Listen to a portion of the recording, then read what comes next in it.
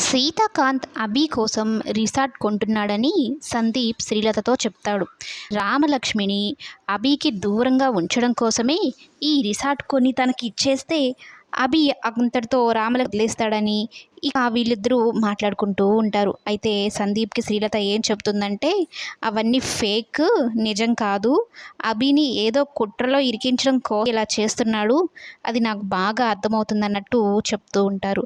కానీ ఎందుకు అభికి ఇలా ఫేక్ రిసార్ట్ కొనివ్వాలనుకుంటున్నాడు, అసలు కథ ఏంటో మనం తెలుసుకోవాలని అయితే ఇక సీతాకాంత్ని అడుగుతుంది. ఏమైనా రిసార్ట్కి సంబంధించిన బిజినెస్ ఏమైనా చేస్తున్నావా సీత అని శ్రీలత సీతాకాంత్ని అడిగితే, లేదమ్మా ఫ్రెండ్ కోసం కొనడానికి చూస్తూ ఉన్నాము, దాంట్లో హెల్ప్ చేస్తున్నాను అంతే అన్నట్టు చెప్తూ ఉంటే, ఎందుకు ఈయన ఏదో అబద్ధం చెప్తున్నాడు అని రామలక్ష్మి కూడా అనుకుంటుంది. ఇక శ్రీలతకు కూడా బాగా అర్థమవుతుంది సీతాకాంత్ కావాలని అబద్ధం చెప్పాడు అని.